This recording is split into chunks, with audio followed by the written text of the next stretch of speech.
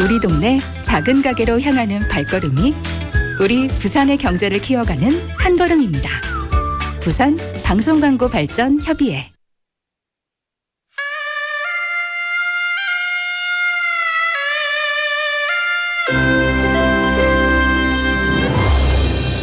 The time is now 7 o'clock.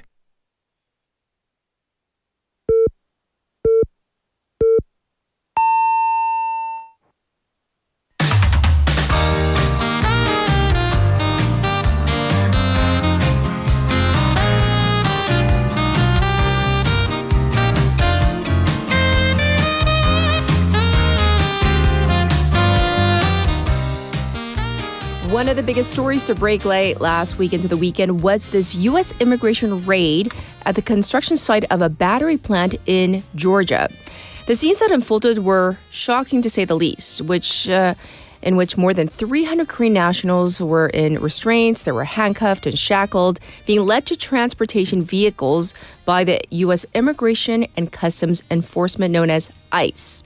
So this raid came just days after the Korea-U.S. summit, which kind of leads to this question. What does this mean from a broader perspective of what we thought was an ironclad relationship? We're going to find out more throughout the show. I'm Catherine. This is Morning Wave in Busan on Monday, September 8th on BEFM, 부산영어방송.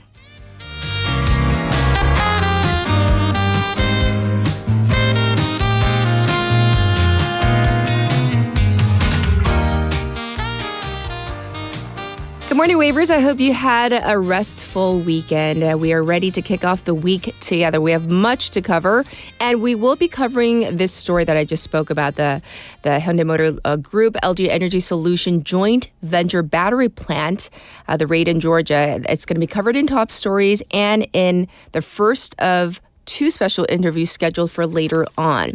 In the meantime, there was another defining event last week in terms of international politics and global order. I'm talking about that military parade in Beijing. The show of solidarity between North Korea, China, and Russia in this anti-West alliance has posed a challenge for the Korean Peninsula and the rest of the international community. The top matter of concern is North Korea's denuclearization. So Kim Jong-un, standing side by side with two official nuclear powers, has analysts wondering if this is China and Russia recognizing North Korea as one of their own. The summit between Kim Jong-un and Chinese President Xi Jinping also didn't make mention of North Korea's denuclearization, which is the first time that this has happened. And this is now raising concerns as to whether Beijing has had a shift in its previous position that North Korea's nuclear weapons were unacceptable. In any case, the global order seems to be changing, with some analysts dubbing this new formation of anti-West group the axis of upheaval. So with all of this going on, the upcoming Asia-Pacific Economic Cooperation, or APEC Summit in Gyeongju next month, it's shaping up to be a crucial event. This will be a gathering of major world leaders, possibly including U.S. President Donald Trump and Chinese President Xi Jinping. And although any possible meeting between the two will focus heavily on trade, pundits say that them meeting up in Gyeongju could bring up matters on the Korean Peninsula to near the top of the agenda. So in any case, the world is definitely in a moment of upheaval, and we'll see if the summit in Gyeongju late October, early November will provide a turning point. All right, for a text topic, we are going to just change things up. We are talking about taking a trip down memory lane. Let's talk about what ad jingles, campaign slogans, or sayings you remember from back in the day.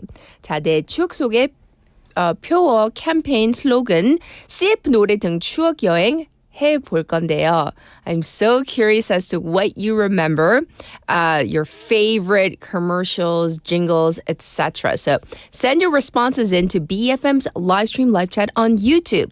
Go to the YouTube platform, type in BEFM or 부산영어방송 to find our channel. You can subscribe and log in to chat with our other waivers. From your phone, pound 9050, shop 9050. That's going to cost you 101. You can also reach me for free through Kakao Talk. Same thing there. Search for BEFM, 부산영어방송, to find us first. Add us as a friend, and you can send your messages and photos as well. The ways you can tune into our program, Morning Wave in Busan, on the radio in Busan, 90.5 or 103.3 FM, depending on where you are. Like I said, we're streaming live right now. You can watch again at your leisure. And we're available on the BEFM app and the Popbang app as well. Both are free and easy to download. Let's look ahead to our morning together. So first up, we have Michael Kang coming in for Cultural Interlude. And then we have News in Depth in hour number 2 with Sue, who's filling in for Claire today. For a special interview, actually we have 2 today, so that's plural interviews. First up, we're going to be talking about that immigration crackdown, South Korean workers targeted in Georgia. And second, we're going to try to unfold this story, understanding Trump's take on the whole China's Victory Day celebration. There's a lot to unfold there as well. So join us for the entirety of the 2 hours. I'll be back with news overview.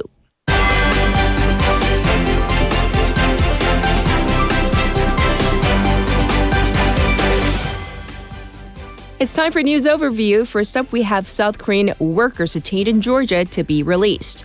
Presidential Chief of Staff Kang Hoon-sik announced that talks over releasing the detained South Korean workers from a Georgia battery plant have concluded, and that the government will send a chartered plane to bring them home.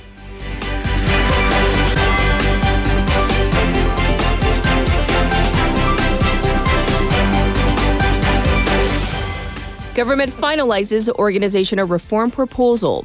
The Lee Jae-myung government announced its government organization reform plan, shutting down the prosecution service and replacing it with 2 other agencies in charge of indictments and investigations, respectively.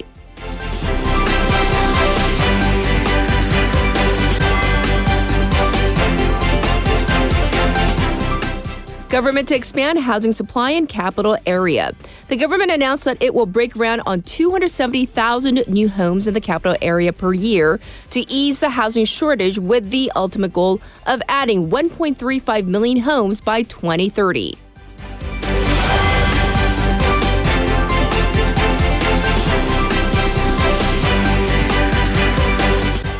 Rebuilding Korea leadership resigns amid sexual misconduct scandal. The entirety of the Rebuilding Korea Party leadership has resigned, taking responsibility for a sexual misconduct case and the party's handling of the scandal.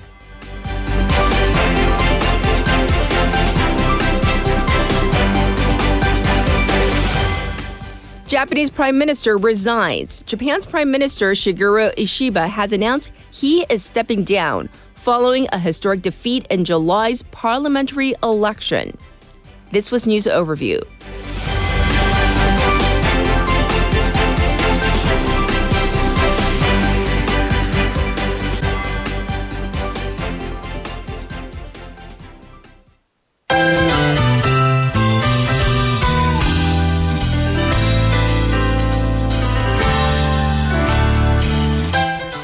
It's time for Now in Busan. We have Sejin here. Let's say hi first. Happy Monday. Hello. I hope you had a good weekend. Yes, I had a wonderful weekend. Good, good. So we're going to begin with our text topic.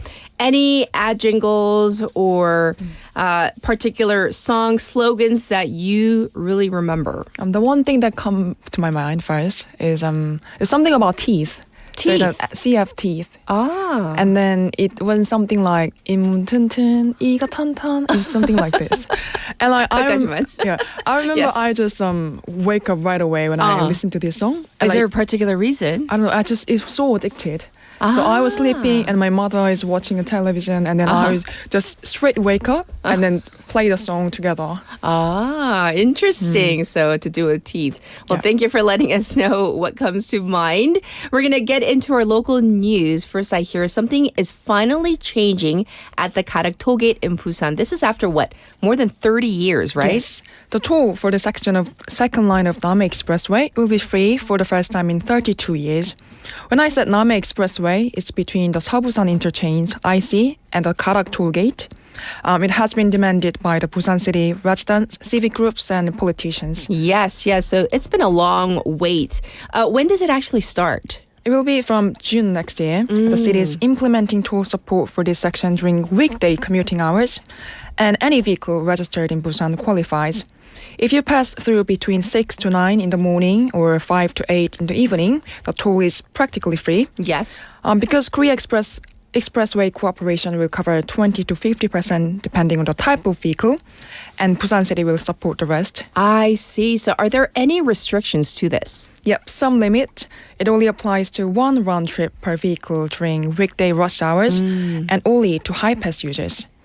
Stressing this road is so important since this route links eastern and western Busan, and it is a key base for transportation and logistics connecting key industrial complexes. Right, and I hear that they've been asking this for basically decades at this point, right? Yes, since the mid-1990s. Residents were frustrated at having to pay tolls for short trips within the city. But with this one, it would benefit about 18,000 vehicles a day or 4.44 million vehicles a year. Wow, so this is actually huge. What's the bigger impact of this, though? It's going to ease the economic burden for residents and industries and increase road efficiency. Busan Mayor Park Kyung-jun said, for the first time in 32 years, the logging for local residents has been released, reducing logistic costs and strengthening the competitiveness. I see. So I'm sure many people will look forward to this. So what's next on the agenda? Hazard for drivers, the bridge connecting Busan and Gowder will be closed at night for the 8th, so today, until the 11th. So you must be thinking then what time? Right. It's from 10 p.m. until 5 a.m. the following morning. Oh, so just to remind our listeners, it's for both sides? Yeah, so be mindful both directions between Gowder and Gadeok tollgate will be closed. In the daytime, traffic's running as usual, and the inspection wraps up at 5 a.m. on the 12th. I see. So why are they doing this? Well, it's a regular 5-year check just to see the structural safety of the bridge against the vehicle load. City officials said this is a measure to ensure the long-term safety of the Koga Grand Bridge, and they ask for your understanding. So definitely good to know about giving us a heads up on this. And it might be a little inconvenient, but I think the time that they're doing the inspections, it will be okay. Yeah. Yes. All right. Next, I hear that Busan is getting rid of banners at some major spots. Yes. Busan City is rolling out this campaign called Clean Street Without Banners in key tourist areas, intersections, and gateway spots. Yes. The city removed the banner along the 광안리 Beach Road, and they've told 16 districts and counties to pick their own banner-free streets by the end of this month. Ooh, so which areas are we talking about? The main ones are beaches like Haeundae, Songdo, and Daepo, and then gateway points such as Busan Station, Guso Interchange IC, and Gimhae Airport, plus big junctions like Seomyeon, Yeonsan, Suyong, Deokjeon, Munyeon, and Minam. I see. So once an area is designated, what happens? Well, once a street is marked as clean, the installation of all banners, including public institutions, is banned. And it is always cracked down and removed. The districts that manage these areas properly will get benefits like priority for installing digital banner boards and bonus points in evaluations, awards, and priority in city support project. So I'm thinking this is all about city image. Is that the point? It is so. Okay. A city official said it ties into Busan being named a world design capital in 2028. Yes. And said, please try to help boost the city's brand value. I see. So, we need the information banners, but maybe digital ones for a cleaner image of Busan. Yeah. I guess that we're striving for. All right. Now let's talk about this. Busan has been reelected as the chair city of a major global tourism body. So what is this about? Yes, Busan was re-elected as the next chair city at the 12th Tourism Promotion Organization for Global Cities, or TPO's general meeting held in Ho Chi Minh City, Vietnam on the 6th. Busan was unanimously elected as a chairman city and got an appreciation plaque for its successful role and contributions. Right. So this sounds like a big deal, big event, right? Definitely. This year's assembly brought together delegations from 33 cities and about 1,000 people from the tourism industry. Together, they adopted something called the Digital and Green Chair Statement, basically a roadmap for the future of the city tourism. Yes. So what's in the statement? The chair statement, it was proposed by Ho Chi Minh City and laid out some core goals, building a smart tourism ecosystem using cutting-edge digital tech such as AI and a green transition to make tourism more sustainable.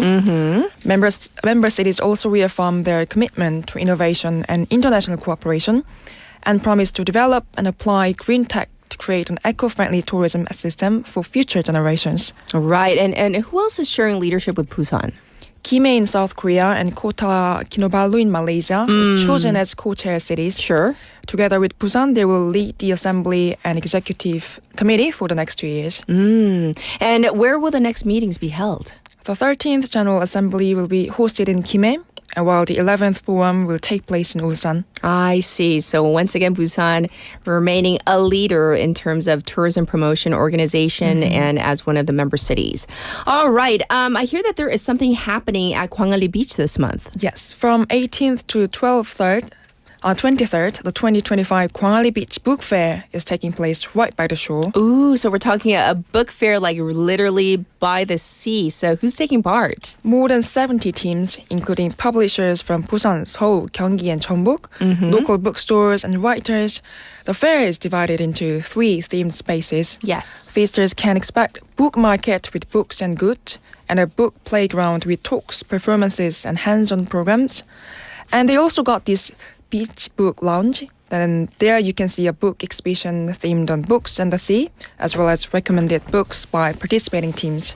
So anything else for the beach book fair we should know about? Yep, there will be special lectures under the theme of book curation, tailored separately for adults, kids, teens, and families. One session each. The book influencer and the fair's ambassador, Chek Yosa, and children's writer An Miran will also be there. Oh, so is there anything else that we can look forward to? They also have 5 performances on the cars where local musicians and artists will blend books and music on stage. And again, this book event is running from 18th to 23rd around the 광안리 Beach Meeting Square. I see. So it sounds like a lot of fun. I hope that our residents, we all can partake in this. Thanks for all the local news today, Sejin. No worries. See you tomorrow. All right, let's get to our traffic and weather. Good morning. Good morning. 굿모닝입니다. Good morning. 좋은 아침입니다. Morning wave in Busan. Morning wave in Busan. Morning wave in Busan. Major news, local buzz, and expert takes. It's all here on Morning Wave in Busan. Brighten up your morning commute with Morning Wave in Busan. Morning wave in Busan.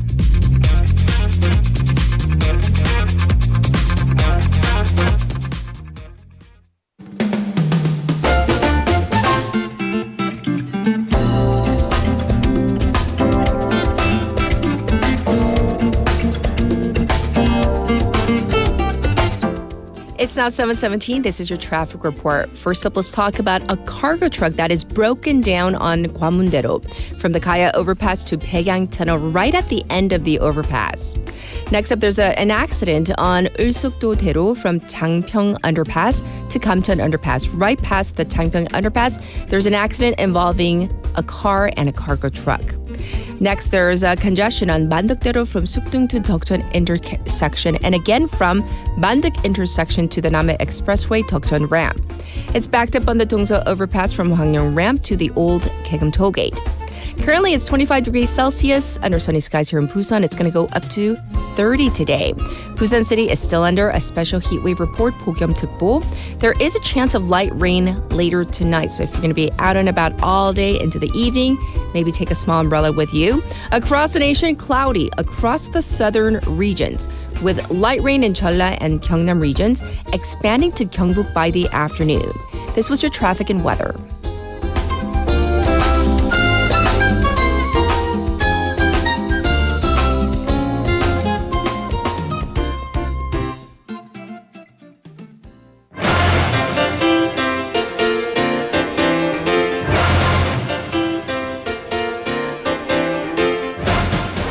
It's time for top stories. We have Haley in the studio. Good morning. Hi, I'm Haley. I know. How could I forget your name? I just saw you over the weekend too.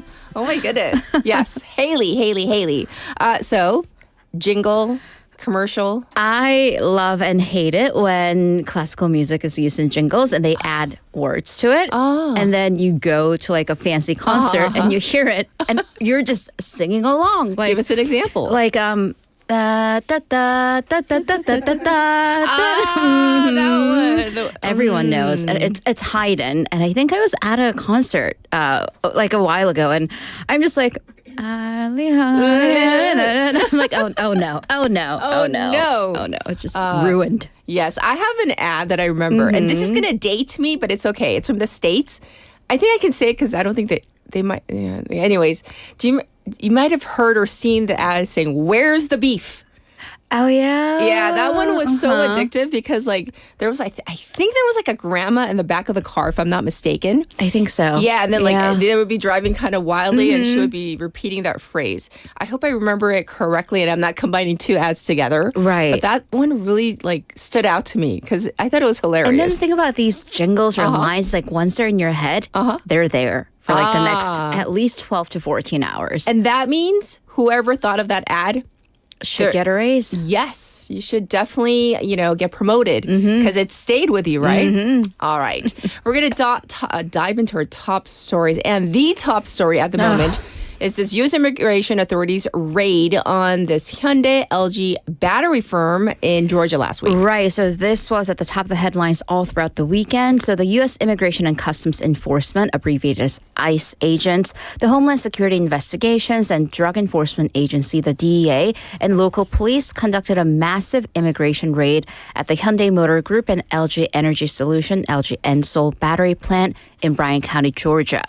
So according to the South Korean Foreign Ministry, the authorities detained 475 workers. Around 300 of them are South Korean nationals. Yes. So LG Solutions said that, confirmed saying that 300 of theirs and partner firms' employees are under detention. Yes. And also we saw footage, as you mentioned in the opening, quite shocking. You see, this was released by the Immigration Enforcement. You see helicopters and military vehicles basically approaching the plant. And you see the workers, although their faces are blurred out, they're wearing work vests with the companies and corporate logos on them. They're very much clearly printed. They're basically in shackles. They're in chains, otherwise detained. Both their hands and feet are bound. And you see a couple workers, and it seems from the footage they were not Korean, but they jumped into a pond inside the plant, and they had to be ordered out of there by the authorities. Yes, so we want to get, I guess, a different take. The U.S. authorities, what did they say about this mass arrest? Right, so according to ICE, they say many of the detained workers were, quote-unquote, abusing their visas or ISTAs, the entry permits, while working in violation of the conditions of their visas. So Stephen Schrenk, who's the special agent in charge of Homeland Security investigations in Georgia and Alabama, told reporters that the workers are suspected of living and or working in the U.S. illegally.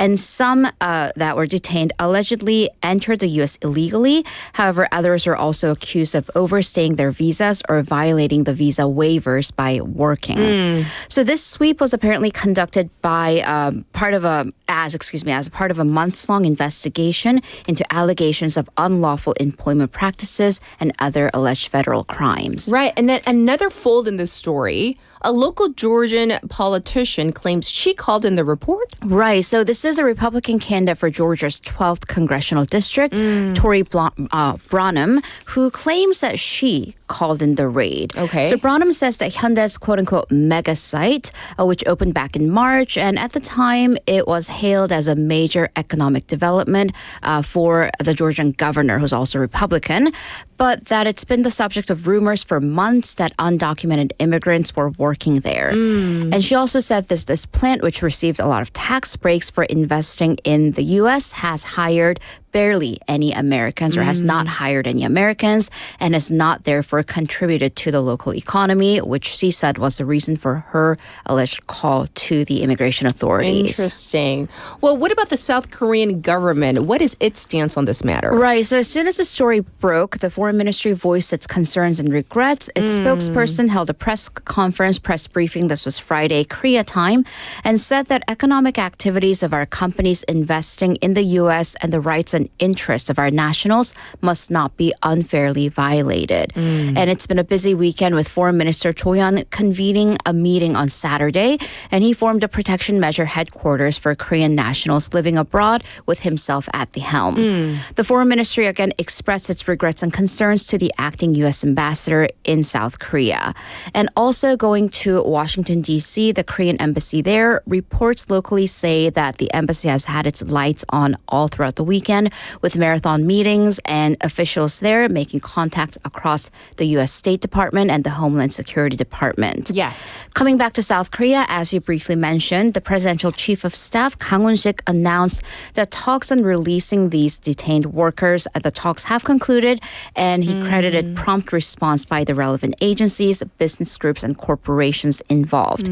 So he stated that as soon as the administrative procedures are wrapped up, a chartered plane will be en route to bring these workers home. And according to the consul general in Washington, apparently this administrative procedure is basically getting every single person who would be on the chartered plane to sign an agreement or a waiver.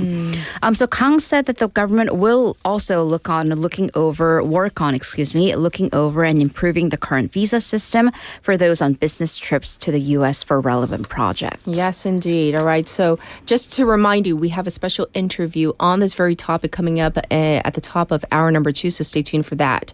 We're going to stay in the U.S. for the next story, where a story has broken about a secret ops mission that tried to bug Kim Jong-un and wound up killing North Korean civilians. What is this story about? And you know, about? this is a heavy news day when this is the second story instead of the top story. So this is the New York Times, which broke a story about this secret mission that happened back in early 2019. And if you remember, early 2019 was when talks were ongoing between Kim Jong-un and Donald Trump for their summit.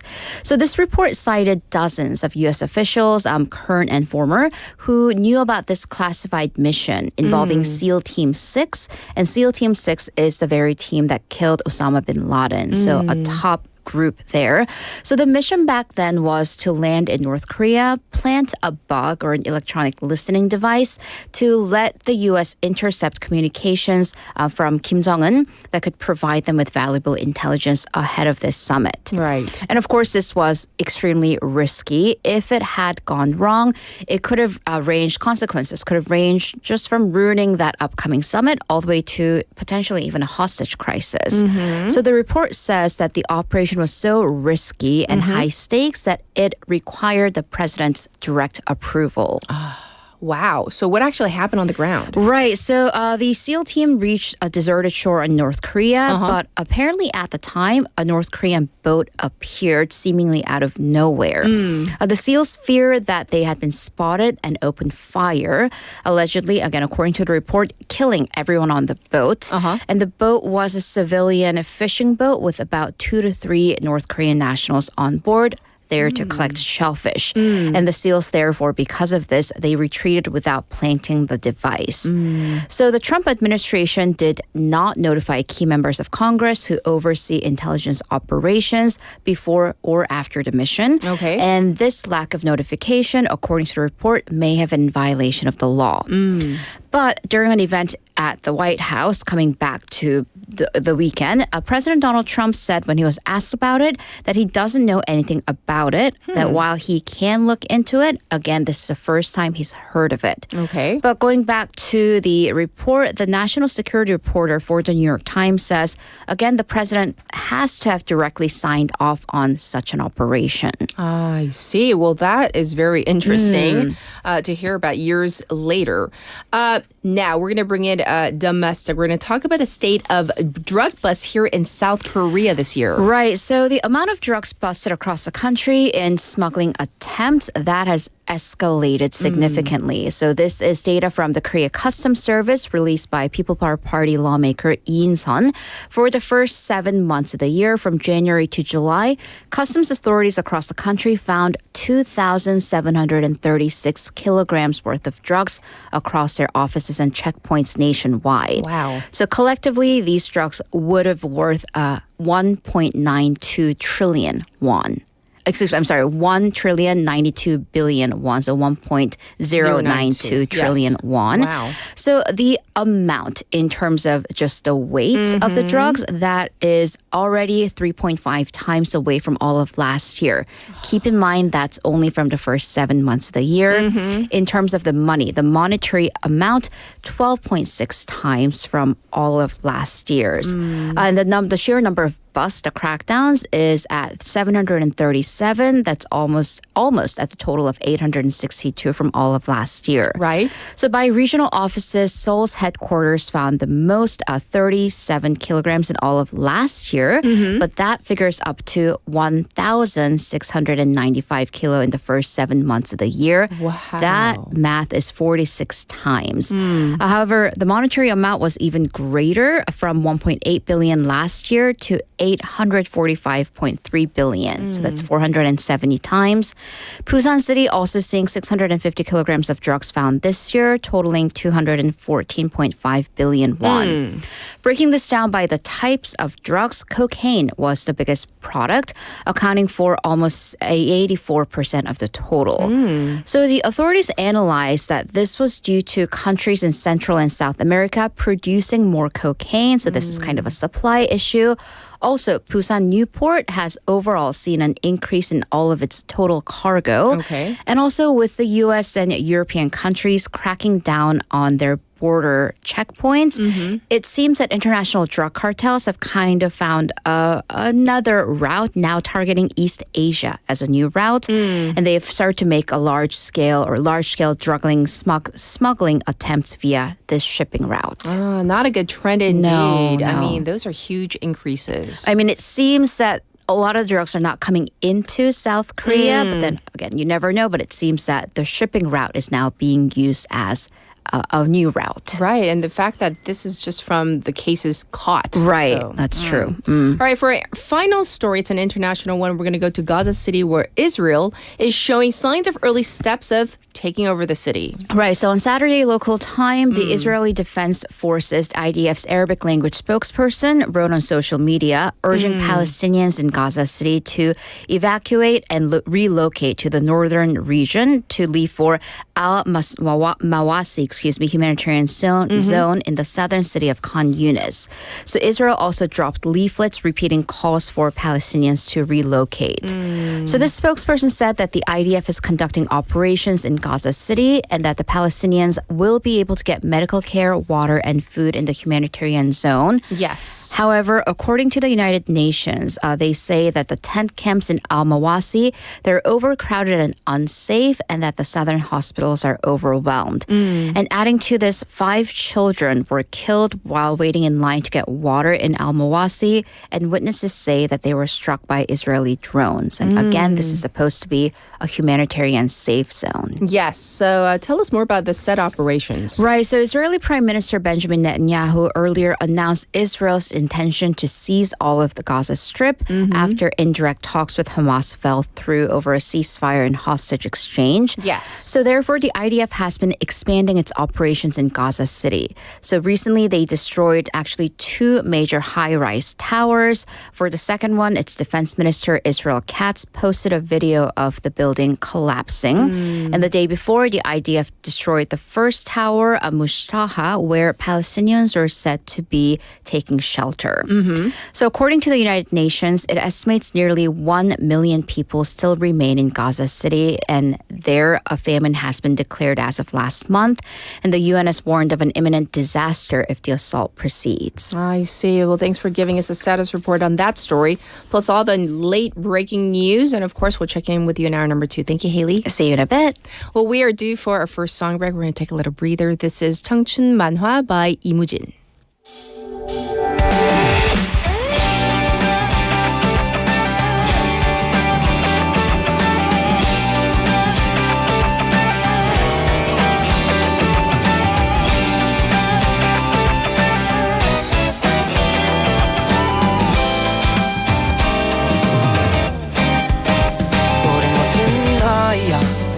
좀 어리긴 하지만 하고픈 일이 나가고픈 길 해야 할 일들까지 많으니까 우린 확신 속에 숨은 불확실함 우리란 꽃말을 지닌 라일락 영원할 것만 같은 이 시간이다 던질게 이 청춘의 끝까지 날 깊이 잠겼어도 떠오른 듯 쓰러졌어도 벅차오른 듯 많은 어제를 지나왔으니 잠이 되어버린 출발선네 무모했던 나를 날 데리러 언젠간 돌아갈 거라 믿어 푸르른 공기가 나를 사무친다 가득 하늘을 나를 수 있을 듯한 밤이다 잔요동이 헤엄쳐오는 곳이 어딘지 몰라 안 가는 건 아니야 따사로운 온기가 덜 구름을 향하는 비행이 망설여지기도 하겠지만 한 번뿐인 이 모험을 겁내진 않아 오늘보다 오르는 날은 없으니 어서 날아오르자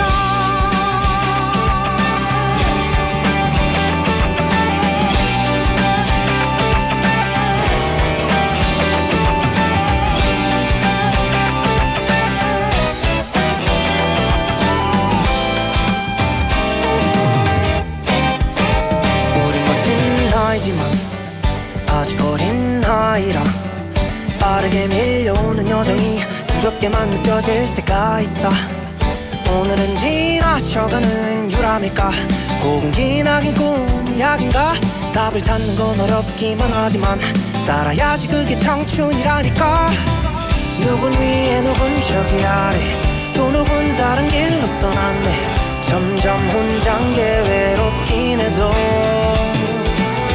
멈추지만 않으면 도착해 극과 시작의 과정 사이에 날 쉼표를 그늘진 길가에다 푸르른 공기가 나를 사무친다 가득 하늘을 나를 수 있을 듯한 밤이다 잔요동이 헤엄쳐오는 곳이 어딘지 몰라 안 가는 건 아니야 언젠가 마지막 안녕이란 인사 뒤에 나오는 날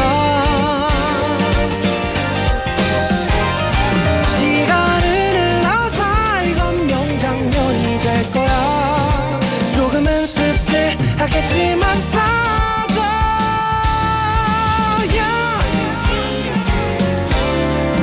지나면 아련한 만화 그래서 찬란한 우리가 기다린 미래도 우리 기다릴까 분명한 건 지금보다 환하게 빛날 거야 아직 서막일 뿐이야 푸르른 공기가 날 사무쳐 안아 하늘을 나를 수 있을 듯한 밤이다 잔요동이 헤엄쳐오른 곳으로 가자 이 세상에서 제일 높은 곳을 향해서 뛰어오르자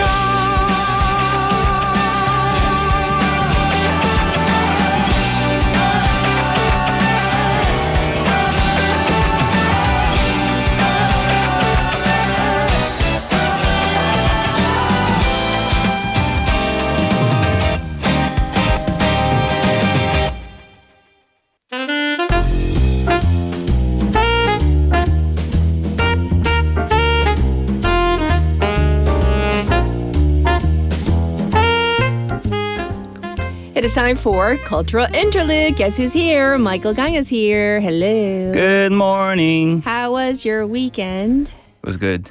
Was I went to Ulsan Uh-huh. for a short, in Korean we say MT, membership training. Oh. Yeah, just hanging out with my colleagues there, and I had a lot of Nice. fun at the 계곡. 아, 저는 그런 추억이 없어요. 왜냐면 대학교를 국내에서 안 다니고 미국, 그러니까 그런 like MT, 뭐 OT, like all those T's. T's. right? 저 It was 그런 good. 것도 한 번도 못 해봤어요. 그 뭐지? 그 미팅?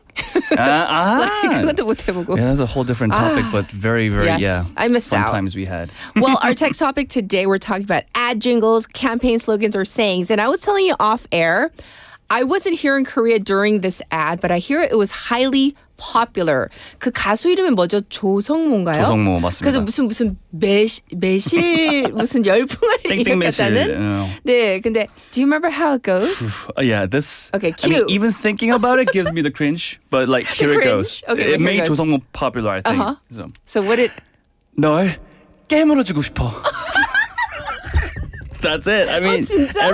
it was exactly that. And even now, it gives me the cringe.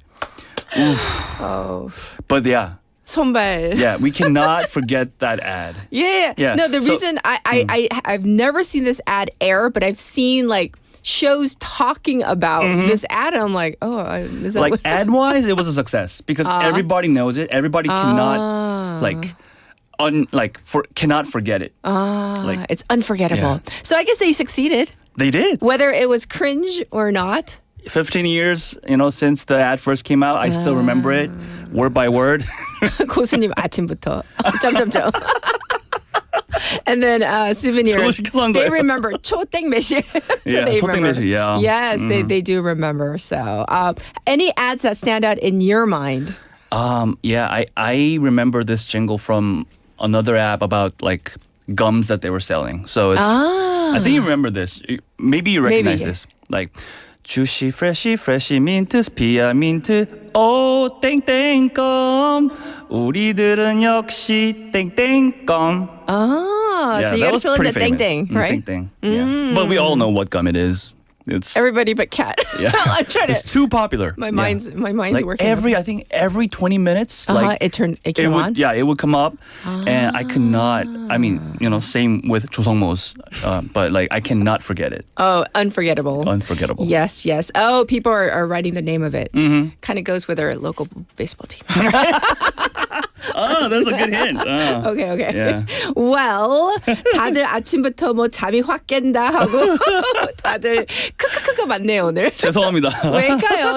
너무 잘 살렸어요. Yeah, Okay. I mean, it's a good, I guess, a good starter for Monday. Yes, we need for it. the new week. We need it. Yes. What do you have for us today, though? Yeah. So we all know that South Korea is a country known for K-pop, dramas, and delicious food, right? But there is something beyond that, and that is Korea is quickly becoming a major destination for art tourism. Really? Art tourism? Yes. Ooh, okay. 예술관광. So we're just going to look at Seoul as an example. So Seoul has seen a huge increase in foreign visitors coming for cultural and artistic experiences. According to the Seoul Institute, global interest in Korean art has grown alongside the Korean wave.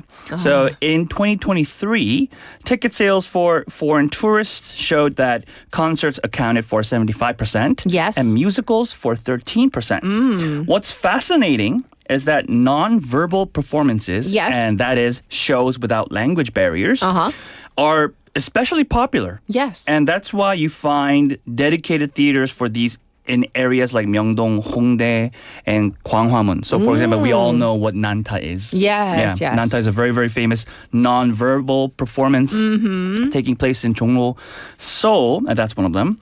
And surveys reveal that nearly 97% of foreign visitors said they would return to Seoul for art tourism. Wow. And that's an extraordinary number. 97% saying that they would come just for that alone? Yes, exactly. Well, that's very interesting. What about things like museums and galleries? Are tourists also engaging with, kind of the fine arts as well? Yes. So when we talk about art, we must discuss fine art as well. Yes. So in the fine art scene, the turning point was actually in 2022 when Freeze Seoul, which is a global art fair, launched in Korea.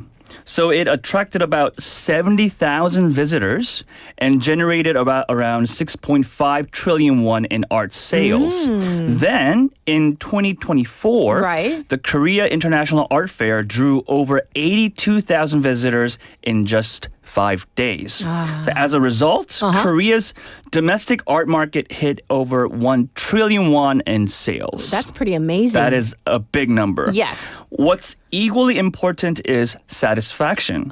So in 2018, museum visits scored around 5.8% in tourist satisfaction surveys. Ooh. But by 2023, that number had jumped to 14.8%. So while food and shopping but the interesting thing is that food and shopping satisfaction levels actually dropped. But then that number. But like the interest of the In foreign museums, tourists in museums and fine art has actually increased. So this shows that art is becoming a new magnet for visitors. Yes. So that's pretty amazing. So I think also when we're talking about these percentiles that you talked about, they're talking about like the big pie. So when they divvy it up. So, that is pretty interesting. Yeah. But surely I'm sure there are challenges. So what might foreign tourists be maybe struggling with or maybe they're just not connecting with? Yes.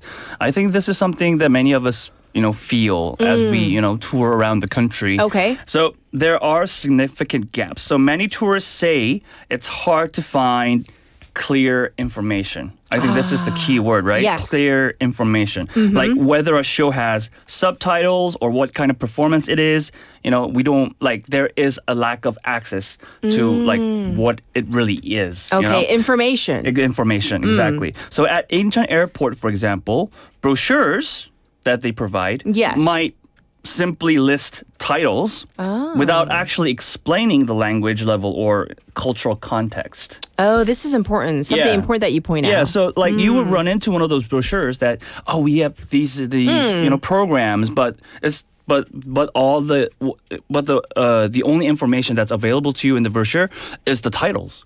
That's not going to help you. That's not going to help you become at all. interested. Exactly. So. And another case is in Daehangro, for example, which is Seoul's theater district. There isn't even a proper tourist information center to guide foreigners to venues. And beyond nonverbal shows like Nanta, most performances still face language barriers. True. Experts have suggested practical solutions like creating a museum pass that would let visitors access over 100 museums in Seoul for a set period. Wow, okay. Others recommend reforming the tour guide system so experts in architecture or music can legally lead specialized tours. Right now, though, the system is too rigid. Right. And the thing is this, for example, this is just one example. I've done voiceovers for museums in Busan or even for the Biennale. I've been hired to do the English translation. But I think that really helps where they can press a button. It does. And it definitely they can does. hear it in English, the explanation. Because sometimes a title is just not enough. Because it's art is in the eye of the beholder. Plus, what the artist had in mind, we don't know. Definitely. Yes. And you mentioned voiceovers. I mean, it's always better, in my opinion, to be able to listen to the information rather than read them. I agree. Yeah, so the audio factor is very, very important in sending out information as well. I agree. Yeah. So that's Seoul. But what about here in Busan? Because obviously, Seoul is the capital. That's where half the population lives. Yes. But Busan, I feel like we're kind of holding our own, no? Yes, definitely. Okay. So Busan is actually on fire with growth. Ooh, So by July this year, it had already welcomed over 2 million foreign tourists, which is a 23% increase from last year. That's nearly 20% of all foreign tourists coming to Korea. Wow. So that puts Busan alongside Seoul and Incheon as a key hub. Absolutely. So visitors come in by plane, ship, and overland routes, showing Busan is more than a destination. So it's a travel hub. Yes. And the top visitors are Taiwan, China, Japan, the US, and the Philippines. And if we just look at Taiwanese tourists alone, they make up almost 19% of all tourists visiting Busan. That's a fifth, right? That's a lot of people. Yes. Yeah, a lot of Taiwanese people coming to Busan. So what's Busan doing? What is our city doing maybe differently to attract all these visitors? Yeah, so they've been very creative. So for example, it's very the popular the popular Visit Busan Pass. We all know what this is. But we need the details because, you know, we're not visitors. Yeah, so yeah. what is it exactly? Yeah, so for any potential tourists out there who might be visiting Busan, Visit Busan Pass is a foreigner exclusive card which allows free or discounted entry to over 200 attractions in the city. Okay. Sales of Visit Busan Pass actually more than doubled this year, with 1 in 10 tourists buying the pass. I see. Yeah. And the city also designed tailored experiences for incoming tourists. For example, Taiwanese travelers were welcomed with pork soup rice or 돼지국밥, which is a Busan signature dish, served even as in-flight meals.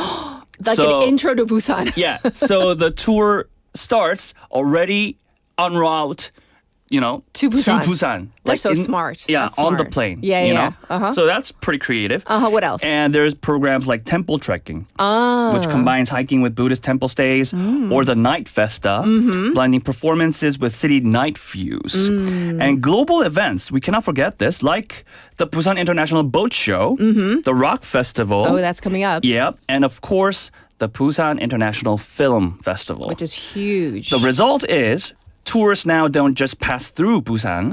They stay, they spend, and they come back. Which is important. Which is very important. The whole idea, like, you know, all the surveys out there, like, would you come back to Busan or to Seoul? You want that number to be extra high, right? Exactly.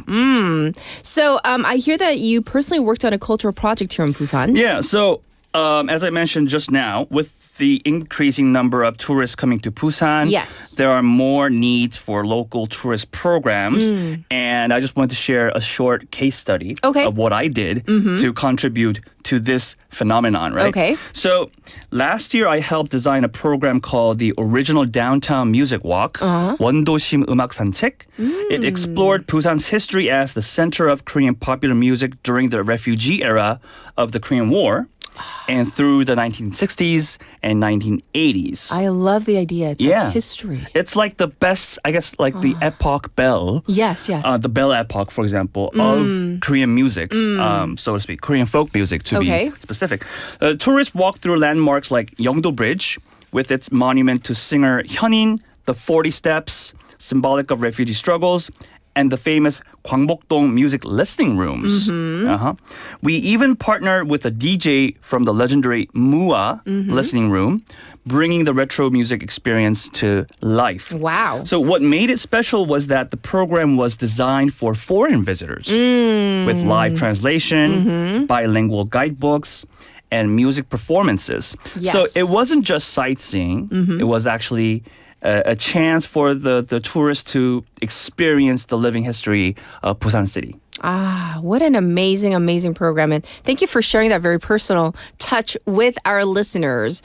And real quick before we go, last words on what you think might lie ahead for the Korea, but also for Busan as well. Yeah. So, you know, we looked at two cases of Seoul and Busan and the increasing, I guess, territory of the tourism scene. Yes. So to sum it up, in Seoul and as well as in Busan, the focus should be on better infrastructure. Right. You know, so we talked about, you know, more information in multiple languages. Sure. You know, passes that make art access easier, and a tour guide system that embraces specialists. In Busan, the key is to keep innovating.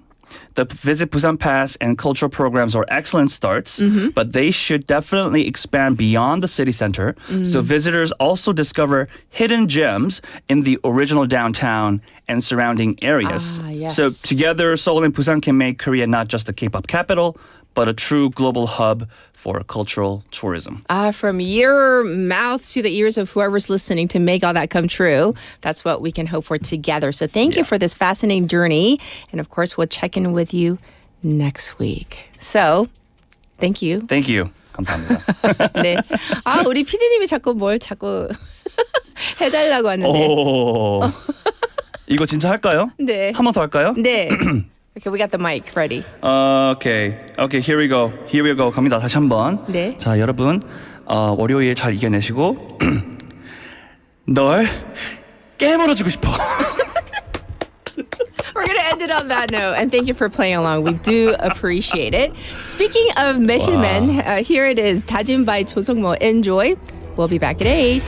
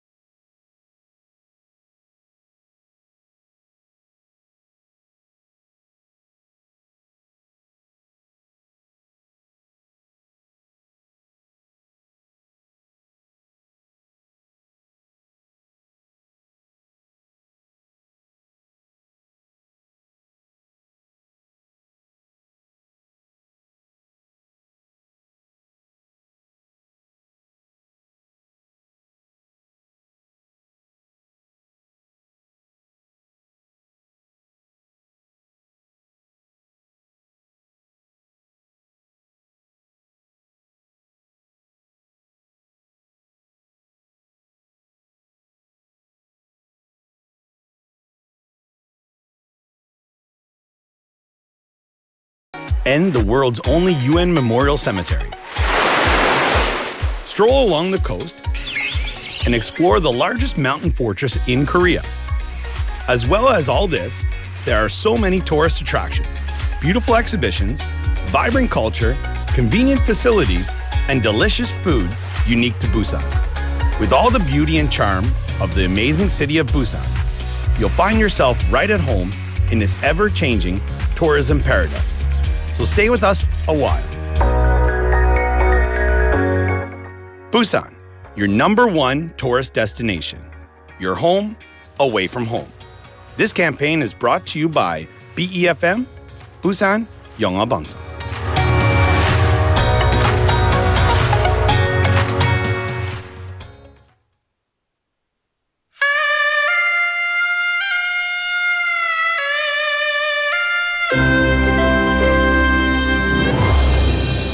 The time is now 8 o'clock.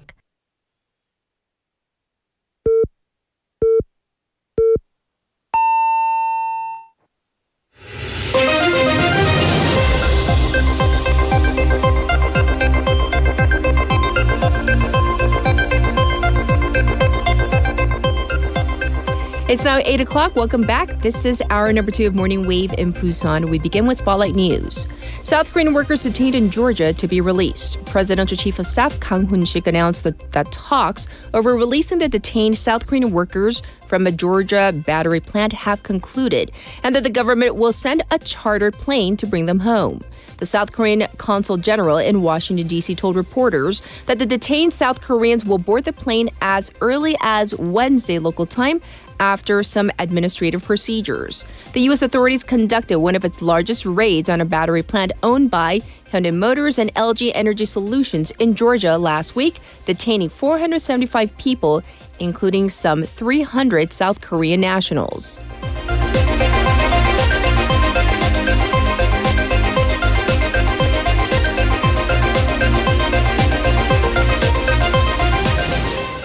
Government finalizes organizational reform proposal. The Lee Jae-myung government announced its government organization reform plan, shutting down the prosecution service and replacing it with 2 other agencies in charge of indictments and investigations, respectively. The new indictment agency will be formed under the Justice Ministry, and the new agency for serious crimes investigations to be under the Interior Ministry. The ruling Democratic Party said that the reform targets abuse of authority and politically motivated investigations from prosecutors. The changes will be implemented after 1 year once the reform proposal bill passes the National Assembly. Parliament is expected to vote on the bill on September 25th.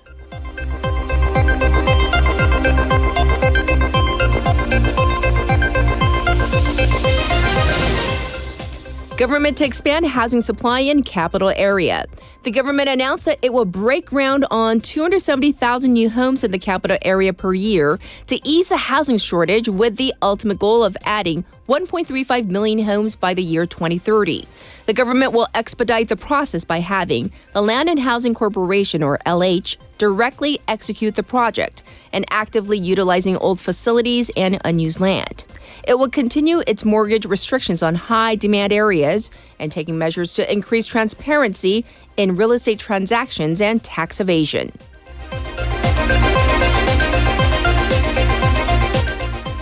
Rebuilding Korea leadership resigns amid sexual misconduct scandal.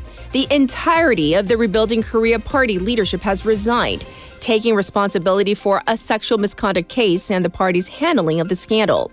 Acting chair of the party, Kim Sun-min, convened an urgent press conference at the National Assembly yesterday and apologized to the victims and for the party's haphazard handling of the case. The party has switched to an emergency response mode, with the possibility of former leader Cho Guk returning to lead the emergency committee.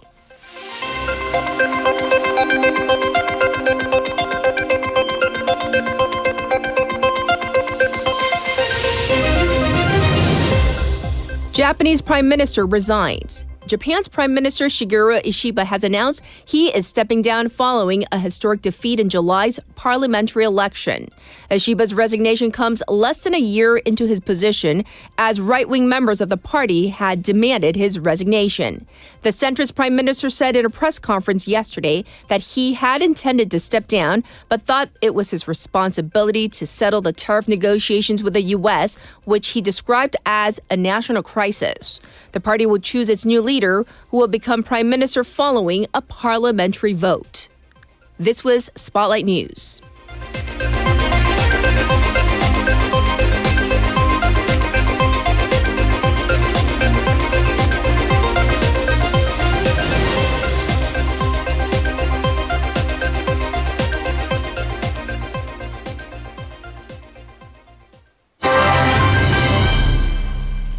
This is our first special interview. The recent ICE raid on South Korean workers, plus others, at a Hyundai LG battery plant in Georgia took place September 4th. It was a Thursday in the United States. So around 475 workers, and most of them were South Korean nationals, about 300 of them, were detained in what is being called the largest single-site enforcement operation in U.S. history.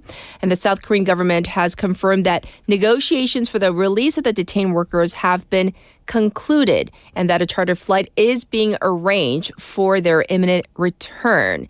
And yes, some administrative procedures do remain, but we do want to get a better understanding of what led to this operation with an expert. Joining us today is Professor Paul Gowder, Professor of Law at Northwestern University.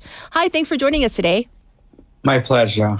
Yeah, so first of all, for us, it was really startling to see the images and whatnot of them being shackled, etc. But can you explain why this ICE raid happened in the first place and what factors led to such a large-scale operation? Well, we don't really know. Every once in a while, even before the Trump administration, there would be large ICE raids on specific work sites. But typically, oftentimes this would come in the agricultural industry, for example, farms, meatpacking plants, which is an industry that had a tendency to employ a lot of workers without immigration authorization. It's unusual for a company in the the battery industry. And, one of the things that we know is that the current president has really aggressive policy preferences for just mass enforcement. And so this follows from that. Yes. And so in terms of this, how common are these workplace immigration raids of this scale in the U.S.? So you already mentioned that they've been done before, conducted on agricultural, industries or across different industries. But this one, many experts are saying, is quite peculiar, a little bit outside of what is commonly, done or conducted by ICE. Is that also your opinion, that it was a little bit out of the ordinary? Absolutely. So these very large raids, I think, before this one, I think the most well-known example was in Postville, Iowa, where there was a raid with about 300 to 400 people who were arrested in a meatpacking plant. But this was in 2008. And so that should give you an idea of the relative frequency of these kinds of huge raids. Yes, indeed. And so in terms of this raid, in your opinion, Professor, how might this type of raid affect not just South Korean companies, but other non-U.S. companies operating in the U.S., for example, like LG or Hyundai? How might this affect these types of companies? Well, so one question that I don't think we know the answer to yet because it's so early is what exactly were the immigration statuses of the people who were arrested? Right. And I say this because, when I heard this news, it struck me as somewhat unusual, to say the least, that, a major company like Hyundai would have, workers from the country that it's also headquartered in who didn't have proper documentation. Typically when a company sends, for example, experts from their home country to help in building a plant, they would use guest worker visas. And so it's possible that many of the people who were detained were simply improperly detained, in which case I think this would be extremely problematic for trade relations. Right. I do want to offer a caveat, though, because some of the news, again, that we're hearing is that many of these workers were employed by subcontractors. And one pattern that we sometimes see in the U.S. is that subcontractors have much less careful labor practices than the home company. And so it may be that some of the people who were employed by subcontractors were there without appropriate paperwork. We just don't know yet. Right. And so what are the questions or comments, some of them coming up on the board right now, Professor? I guess people were kind of startled at the imagery, like, the footage or the photos where they were released after. It wasn't live, but, the whole idea of people being shackled, both feet and hands. This is kind of somewhat foreign to us here in Korea in terms of, immigration. So is this commonplace? Is this what usually happens? Tragically, it is increasingly common. And I mean, it's shocking to Americans as well. But I think there are two different issues here. So issue number one is that our immigration enforcement agencies in the United States have always been much more aggressive, have been much less careful about human rights or even the law, because they're accustomed to dealing with people who they understand as having a lower degree of rights than American citizens.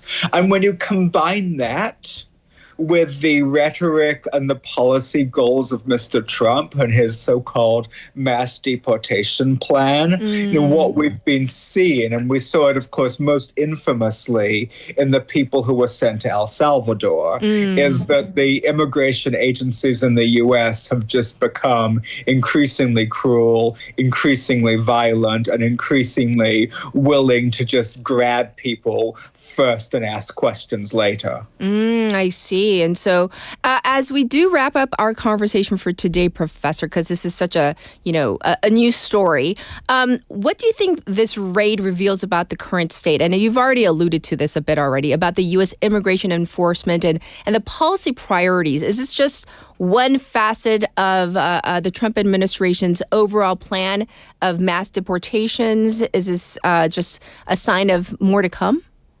I'm afraid that it is, and it goes along with so many other terrible things that have happened. I'll give you another example. They built this prison in like a couple of weeks in Florida that they called Alligator Alcatraz. And this prison was a detention center for people detained by ICE. They didn't have adequate food. I mean, there was talk about like sewage running through the cells. I mean, it's just they have, basically they've gotten orders from up above to do as many deportations as possible, as quickly as possible to display results.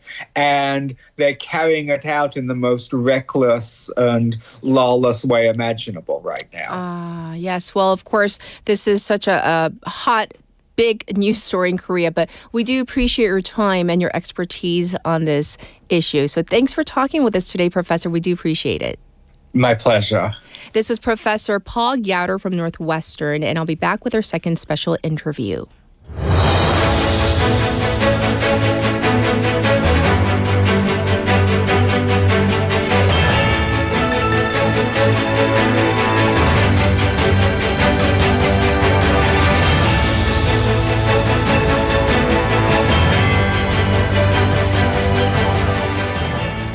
It's time for our second special interview this morning. So it's been a busy news weekend, but even on September 3rd, China. China marked the 80th anniversary of Victory Day, the Japanese surrender in World War II, with a massive display of military force and power. President Xi Jinping standing alongside North Korean's leader Kim Jong-un and, of course, Russian President Vladimir Putin as well, highlighting their growing partnership. And with the world watching, U.S. President Donald Trump was quick to respond. So on Truth Social, he sent a pointed message to Putin and also to Kim, highlighting their quote-unquote conspiracy against the United States. And now attention turns to how Trump's reaction and also his approach to this emerging anti-American front or anti-Western front will shape his foreign policy moving forward. So let's find out more. Joining us today is Dr. Robert Ross, professor of political science at Boston College, associate and executive committee member at the John King Fairbanks Center for Chinese Studies at Harvard University. So he's on air with us. Hi, welcome to the program, Professor. Thank you very much. Pleasure to be here. Absolutely. To begin, could you give us a detailed analysis, your analysis of China's 80th World War II Victory Day commemoration in terms of, for example, how important is it? Domestic politics, the military display, and the signal it was sending internationally? Well, I think, first of all, I think the Chinese people and the Chinese government are quite proud of their accomplishments. This is a major turnaround from having been occupied and defeated by Japan for the most part, and now becoming a world-class military power. And they want to show that off. They want to be proud, and I think that's understandable. Second, I think this is for domestic politics. The regime, the Chinese Communist Party, is always concerned about legitimacy, and China taking its rightful place in the world, if you will, is something the Chinese people are proud of, thus granting legitimacy to the government. Third, I think we would overestimate, I think, the signaling internationally. Yes, we did see new missiles. Yes, we did see laser weapons. But I think for the most part, the countries that China might want to deter already knew those things. And of course, the most significant military capabilities are embedded in the high technologies, not the actual platform or the actual warhead. And so there was nothing on display there that would change anyone's opinions of Chinese capabilities. Now, there is that element of China's arrival. So here we have the Trump administration, if you will, on the retreat in East Asia, undermining cooperation with South Korea, Taiwan, challenging cooperation with India. And China says, here we are. Are you sure you don't want to cooperate with China rather than the United States? So I think that if there's a signaling there, that would be it. That is, we have now arrived, and you should have less confidence in your relationship to the United States, and therefore you might want to develop cooperation with China. I see. Thank you for your analysis. So other experts also see, or they've been saying they see this as a clear anti-U.S. front. Do you agree, or do you think, once again, it's more about, signaling that they have arrived, as you say? Well, I think the reportage in the United States is interesting. If this were during the Cold War, we would say this is aggressive Soviet actions. But the response that we see in the American media today about China and the meetings with the leaders of North Korea and Russia is reacting to Donald Trump, pushing back on Donald Trump. So we see these countries as portrayed as on the defensive, resisting America's offensive. And yes, they are showing greater cooperation, but I think there's also an understanding that this is somewhat inevitable. That is, the more U.S.-China relations begin to deteriorate, the more the Cold War lingers, the more the United States enhances its military power in the Philippines, with Japan. China's going to get closer to Russia. It's going to come and cooperate more with North Korea. Right. And in both cases, China's saying to these other two countries, we have your back. So when you're negotiating with Trump over the Ukraine, Russia can say, we have Chinese support for a hard-line negotiating strategy. We hear that Donald Trump wants to negotiate perhaps an agreement with North Korea. And China's saying, you don't need to feel weak if you negotiate with North Korea. We have your back. In both cases, China's saying to the United States, if you want this Cold War, you want this trade war, we will inflict a price. The price will be no cooperation from North Korea and a difficulty in peace in the Ukraine. I see. In terms of how Trump responded to this whole I guess, commemoration of the 80th anniversary. First, he called the parade both impressive, his words, and then also a conspiracy, all in the same, social media post. So what does this reveal, if we can kind of guesstimate as to what he's thinking about his perspective on China and China's relationship with the U.S.?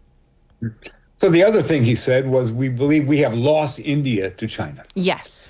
And what we're seeing here is the contradictions in American policy. Making the trade war the priority is undermining security cooperation with India. Yes. Most important. But also with Taiwan is nervous, Japan is nervous. But the administration, by prioritizing the trade war, is undermining these countries' confidence in the political, diplomatic, security relations with the United States. So here, on the one hand, Trump says, we have lost India to China, but then later that day he backtracked from that. And he said, I still have a good relationship with India. And so you can imagine his security advisors, we need to try and cooperate with India because of the rise of China. We can't allow that economic relationship determine our security relationship. So then you see him begin to walk back. Yes. So it's fair to say he doesn't have a coherent approach to American foreign policy, American security, because on the one hand, his economic policies, or if you will, his immigration policies with South Korea, are undermining American security policy. So there is no grand strategy, and the grand strategy is something you integrate your economic policy, your diplomatic policy, your security policy. They're all going at cross purposes. And we're seeing that in how he reacted to the Chinese parade. Yes, yes. Well, on the one side, we have, China, North Korea, Russia, obviously, standing literally the leaders side by side at this huge parade. And on the flip side, we also do have, for example, South Korea, U.S., and Japan with this trilateral alliance in Asia as well. So do you think that there's, is it, I don't want to call it tit for tat, but I mean, if you look at it from both sides, there are relationships on one side and also so-called ironclad alliances on the other side as well. Isn't that correct, Professor? Well, we need to be careful of seeing a polarization in the world or a polarization in East Asia. South Korea is going to have a major trading relationship with China regardless of U.S.-South Korean security relations. Sure. Taiwan as well, Japan as well, Southeast Asia. So there are going to be diplomatic exchanges. There are going to be military exercises in the region between China and Singapore, the United States and Singapore. Now, yes, China is reaching out to South Korea and giving it greater support. It is cooperating more with Russia, in part because it doesn't like the trend in U.S. security policy in East Asia. But China's also can have some growing confidence in its ability to challenge American alliances. We have a leadership instability in the Philippines, leadership instability in Taiwan, a new leader in South Korea. And so we see the relationship with the United States in flux with all these countries. And China is playing its hand very carefully, letting these countries know that China is prepared to increase the tension if necessary, but not wanting to push and force their hand, taking advantage of their doubts about cooperation with the United States. I see. And for a final question for you today, I wish we had more time with you, Professor. This, China, North Korea, Russia relationship, this alignment, do you think that it's going to deepen, or was it more for like symbolism and show, or do you think it's really going to deepen? Well, on the Russian part, we should be clear that Russia's contribution to Chinese security is minimal. If the Russians not handle the Ukraine army, what good can they contribute to China's competition with the United States? True. Not very much. And on the North Korean part, they're still using their 1950s, 60s technology, and South Korea is going to be the fourth largest military in the world. So that North Korean contribution to Chinese security is also minimal. Having said that, China can still be flexible. We know that China would like to manage relations with the United States to stabilize the trade relationship. So perhaps there are quid pro quos out there where China can say, we would like to see a stability in the nuclear dynamics on the Korean Peninsula. We'd like to see some moderated tension with the Ukraine. But in this current circumstances, the Chinese are not clear what they're getting in return. This is always negotiating. This is always bargaining. So I think the Chinese have still considerable flexibility in how they play their Korea card, their North Korea card, or their Russia card. Well, thank you for giving us so much to think about and for giving us your take on what went down. So thanks for joining us today, Professor. I hope you have a wonderful day. Thank you. This is Professor Robert Ross, and we talked about the China Victory Day celebration and, of course, U.S. President Donald Trump's his take and maybe some interpretation about some of the comments, as the professor said, sometimes not on the same page, different comments made even on the same day on the same issue. So, of course, we're going to keep an eye on the situation. We're going to take a song break. This is 오리 날다 by Cherry Filter. Enjoy. I'll be back in a moment.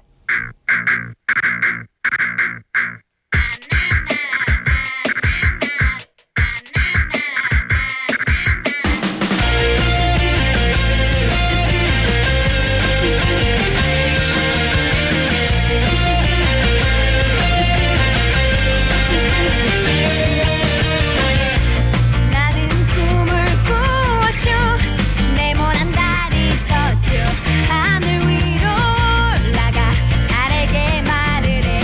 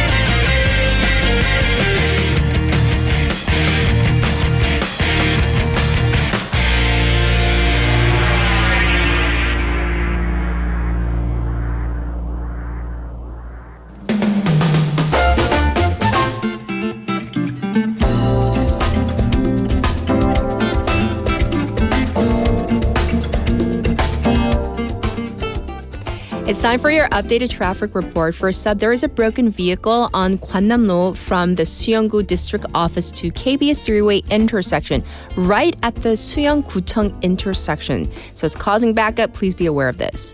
Next up, Gwanmun-daero looks busy from Sujang Tunnel to Pier number 5.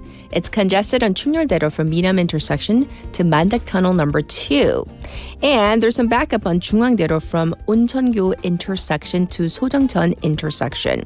It's also looking slow on Daedong-Hwamyeong Bridge from Hwamyeongdong to the Anmak ramp. Currently, it's 26 degrees Celsius. It's going to go up to 30 today. Busan City is under a special heat wave report, 폭염특보. There's a chance of light rain later on tonight.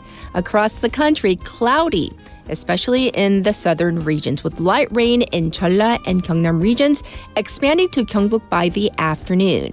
This was your traffic and weather.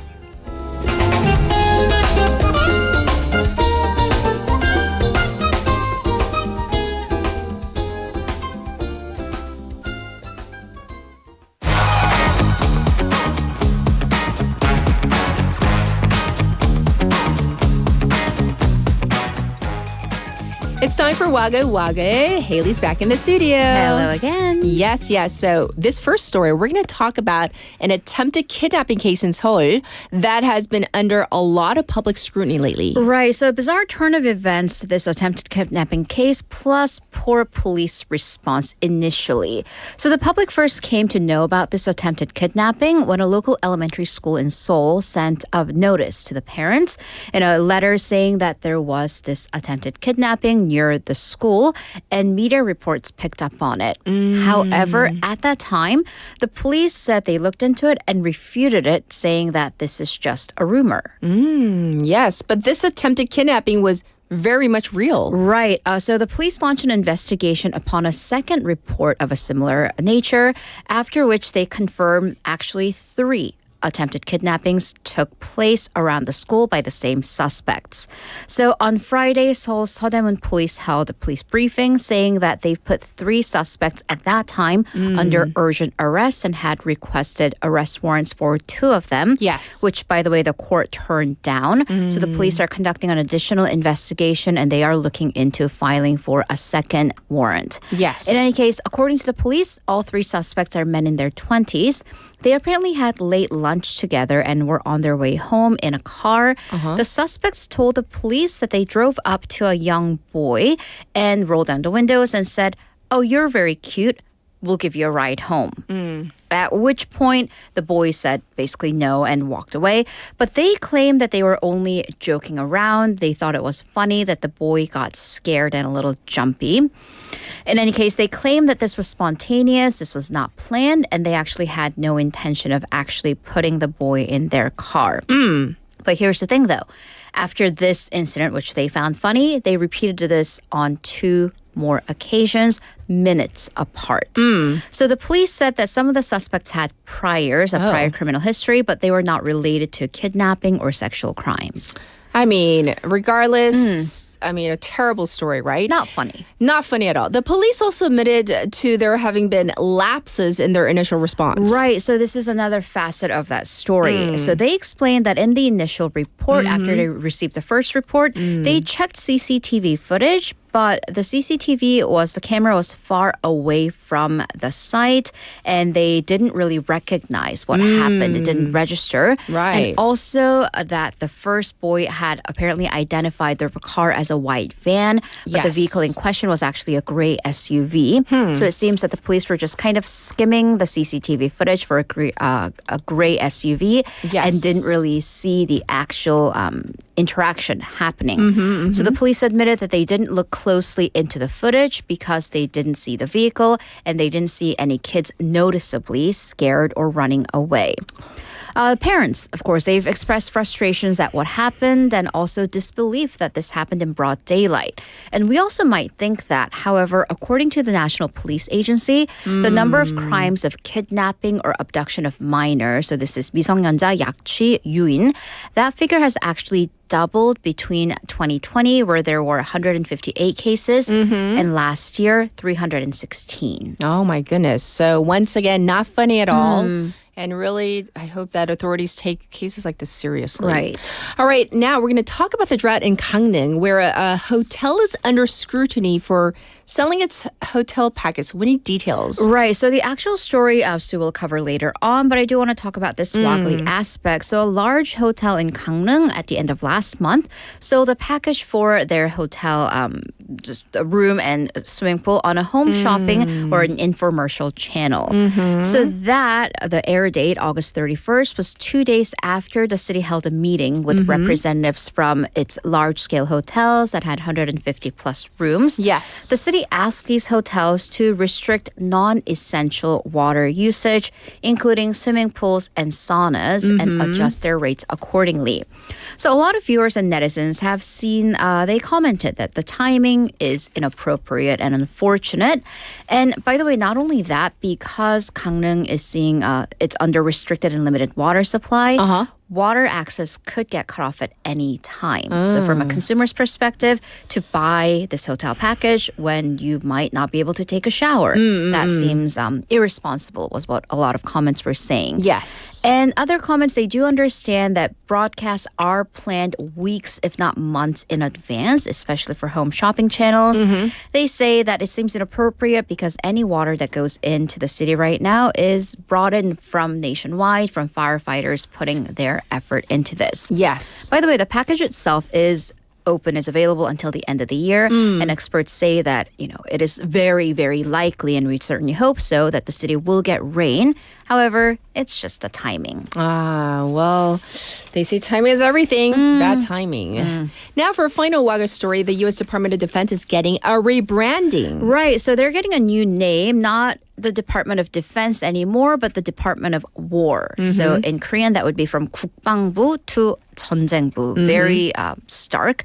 So U.S. President Donald Trump on Friday local time signed this executive order renaming the DoD, Department of Defense, to the Department of War. So an actual formal official renaming is actually, it requires an act of Congress. However, under this order, it says that the new name can be used in official correspondence and in ceremonial context, and also non-statutory documents.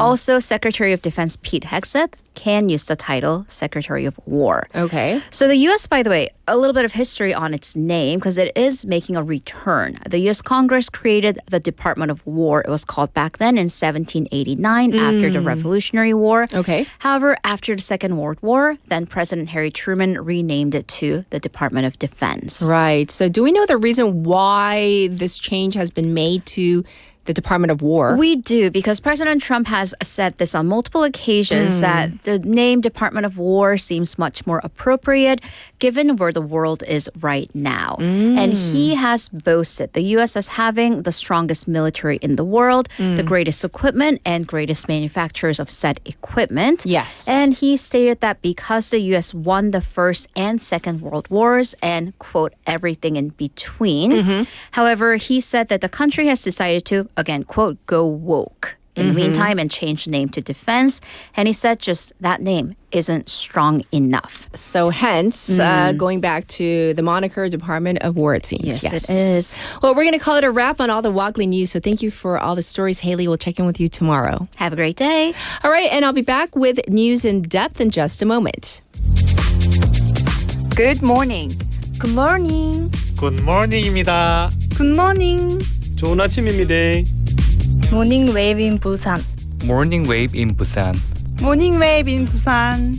Major news, local buzz, and expert takes. It's all here on Morning Wave in Busan. Brighten up your morning commute with Morning Wave in Busan. Morning wave in Busan.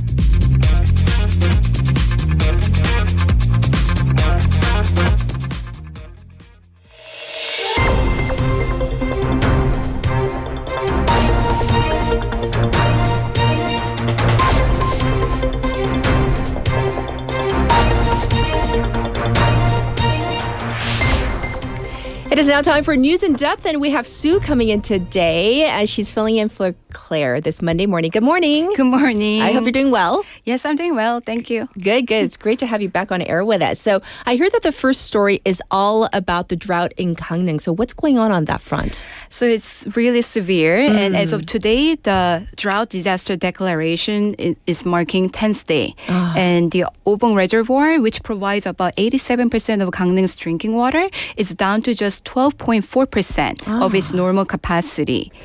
And the authorities are pulling out all the stops. Helicopters, Navy and Coast Guard ships, fire trucks, and even military vehicles are transporting nearly 30,000 tons of water daily to key reservoirs and water treatment plants. Yes. And plus, bottled water is being handed out to residents, and with each person getting 12 liters. And yesterday afternoon, authorities had an emergency meeting, and they're considering using the Doam Dam's 30 million tons of stored water. And they also plan to conduct environmental tests to ensure safety. I see. And they will also explore some new groundwater sources as well. Right. So are there any restrictions on water usage right now? Yes. So some water rationing has already started, especially for large apartments, hotels, and public institutions. And if the reservoir drops below 10%, the city plans to implement restricted water schedules for all households in the supply area, including nighttime limits and alternate day use, 격일제. So everyone's being asked to conserve as much as possible. Right. So what about residents? I mean, should residents, should they be cutting down on water? Should they be maybe evacuating, going to other areas maybe? What should they be doing? I mean, they're still in the city. Yes. Some households have already seen temporary cutoffs, even though the city says widespread outages, 단수, are not expected yet. Emergency water deliveries are ongoing, and authorities are monitoring the situation closely to make sure supply keeps up with demand. So beyond the numbers, I am also curious, and I'm sure everybody else is, how are the local people, the local businesses coping with all of this? So the impact is really being felt. Restaurant owners say if water shuts off, they cannot even cook or wash dishes, which means shutting down operations. And one restaurant owner said he might have to protest in front of City Hall if a full cutoff happens. Yes. And others are already cutting back by reusing water, downsizing water filters, or switching to bottled water for customers. I see. Well, are there signs that the drought might be already hurting the local economy? I'm sure there are signs. Definitely, unfortunately. Some seafood restaurants near the beach say tourists are canceling reservations because of rumors that water has already run out in Gangneung. Right. So even the city is still managing supply, the perception alone is scaring visitors away. I'm sure. And business owners say weekend sales have dropped significantly, and this is worrying because it's a normally like busy season of the year. Indeed. So, once again, emergency measures are kicking in, buying time, I guess, for the local residents and businesses. So hopefully all we can do is hope and pray that we get some real rain in that area, right? Yes. All right, let's move on. I hear that there is an emerging trend in healthcare. So what is this about? So there is a lack of pediatricians, 소아과 의사 in Korea, and general practitioners, 일반이, are opening more clinics. But most are focusing on popular specialties like dermatology, 피부과. Right. And this is a real issue if you don't have enough pediatricians, even though there's a lower number of kids there still. So how many new clinics are we talking about this year? So up until July, according to recent data from Health Insurance Review and Assessment Service, a total of 176 new clinics have been opened by general practitioners. And that's a 36% increase compared to the same period last year. And this is quite a jump. And to clarify, general practitioners are doctors who have passed the national medical exam and earned a license but didn't go through a full residency in a specialty. I see. So they are not classified as specialists yet. Okay. And this surge in general practitioner clinics has been growing steadily, especially after last year's, disputes between the government and the medical associations. So it is believed that some residents who quit last year over the medical school quota hike, they are believed to have abandoned training and opened clinics as general practitioners. So that's what's happening. So are there any trends in what specialties these new clinics are offering? Yes, it's very noticeable. So out of the 176 clinics, 83% have registered dermatology as a practice area. And in fact, out of total of 421 specialties reported across all clinics, 146 were dermatology, and following that, plastic surgery, and family medicine, 가정의학과, and internal medicine, 내과, and orthopedics, 정형외과.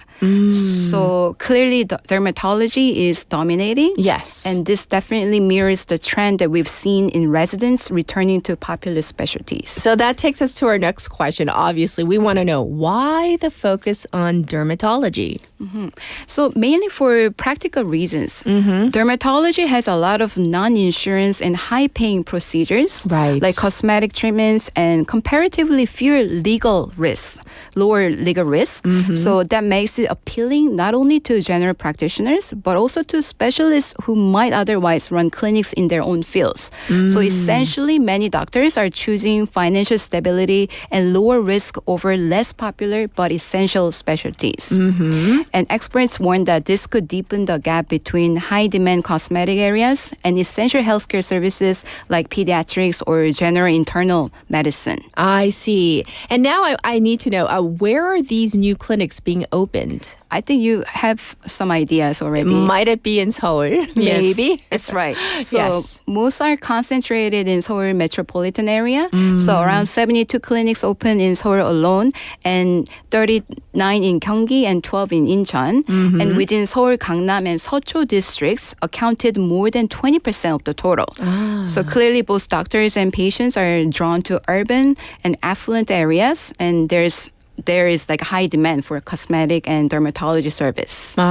So I guess this might be another example of maybe like the whole like urban, rural imbalance in healthcare like across the country maybe? Yes. All right. So thank you for reporting on this one. And we're going to go to our next bit of news. So big political news from Japan today. So I did mention this in the news segment, but Prime Minister Shigeru Ishiba has resigned after just 11 months in office. So tell us more about this. Yes. So this opens the door for a competitive race to lead the ruling Liberal Democratic Party, 자민당, once again. So we need to be reminded, why did Ishiba decide to resign so abruptly?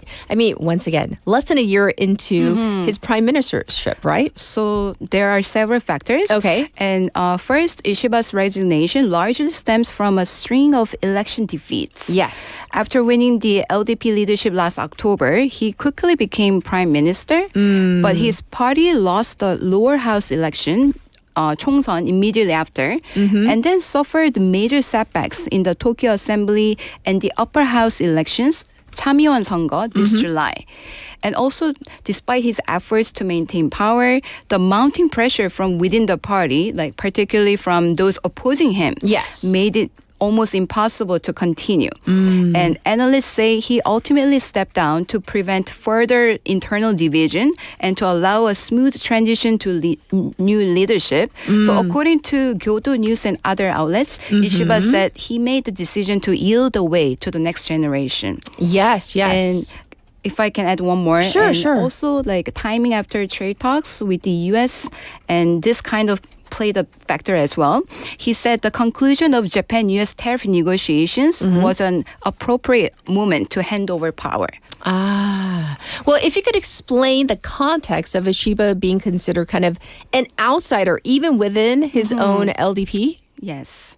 So Ishiba has always been part of the LDP's non-mainstream faction. He ran for party leadership 4 times in 2008, 2012, 2018, and 2020, and only succeeded on his 5th attempt last year. And that was a high-stakes gamble. And Ishiba dissolved Japan's lower house and called for an early general election, 조기 총선, hoping to win more seats and strengthen his mandate, but it didn't go as planned. The ruling party, the LDP, lost seats instead of gaining them. So they no longer held a majority in the lower house. Yes. So this meant Ishiba had to run a minority government, negotiating with opposition parties on almost every issue. So it was exhausting politically and gradually weakened his support within the party. I see. And so what role did internal party rules and politics play in this resignation? So in the LDP, there is a recent rule that lets party members call for an early leadership election. So why an early leadership election? Is if members are unhappy with the current leader, they want to replace the leader sooner. So they can recall him. Yes. Okay. So by the day before Ishiba resigned, according to Yomiuri newspapers, a large number of lawmakers and regional branch leaders were already in favor of an early leadership vote. So 140 lawmakers and 21 regional representatives supported it, and only 50 people opposed it. I see. So seeing this momentum and the risk that the party could split if the formal vote went ahead, Ishiba chose to resign voluntarily. And this way he avoided a messy internal conflict and framed his resignation as a responsible strategic move rather than being forced out. Okay, so that's how they framed it. Well, who are the likely candidates to succeed him, and what challenges might, he or she face? So the frontrunners are Shinjiro Koizumi, the son of former Prime Minister Junichiro Koizumi, and Sanae Takaichi. She's often known as the female Abe. Okay. So Koizumi appeals with his youth and communication skills, while Takaichi has strong backing among conservative members and could have been Japan's first female prime minister if she had won last year's leadership election. Right. But the next leader will face a tricky political landscape. So both houses are now under minority, and the new prime minister will need to secure opposition support to pass legislation or form a coalition. So this makes the upcoming leadership contest extremely significant, not just for the LDP, but for Japan's governance overall. Right. So once again, with Ishiba, resigning, stepping down, this is major not just for Japan, but of course, when we have Korea-Japan relations, it's really important who the prime minister will be. Yes. So we'll continue to follow this story. Thank you so much for filling in for Claire Sue. We do appreciate it. Thank you. All right, everybody. This was News in Depth for this Monday morning. So we went over a huge amount of news today. Of course, the biggest news was that raid on the Hyundai LG plant in Georgia. And the good news is that it does seem that the South Korean government has successfully negotiated, and they will be able to transport the Korean nationals back to Korea, some say as early as this Wednesday. So we're going to follow the story because that is the biggest news. But of course, we had other news as well. I know we didn't get a chance to talk about the U.S. Open. I know Andrew, he's going to cover sports tomorrow, but of course, Carlos Alcaraz, he has won the U.S. Open. That's the biggest breaking news as well. Morning Wave in Busan is produced by Cho Ye-ji. We have our assistant producer, Kang Hee-jin.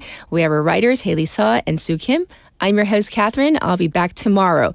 By the way, you might have heard about this news. I don't know if you have, but Mark Volman, the founding member and vocalist of the band The Turtles, has passed away at the age of 78. And of course, this band is well known all around the world. We're going to play one of the songs. This is Happy Together by The Turtles, one of the best known songs. Rest in peace. Bye, everybody. About you day and night, it's only right to think about the girl you love and hold her tight. So happy together. If I should call you up, invest a dime, and you say you belong to me, lose my mind. Imagine how the world could be so very fine, so happy together.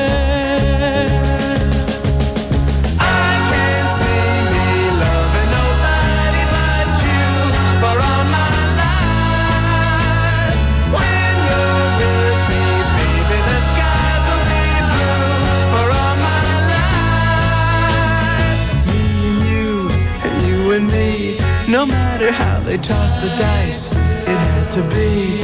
The only one for me is you, and you for me. So happy together.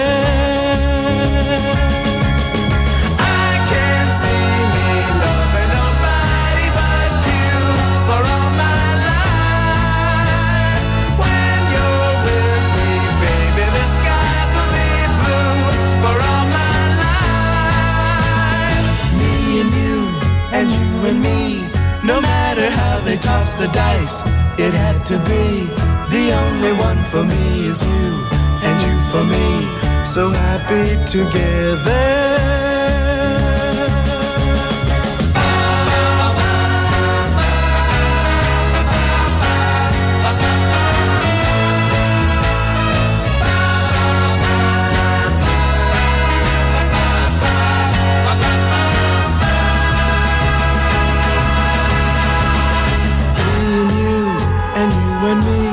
No matter how they toss the dice, it had to be. The only one for me is you, and you for me, so happy together.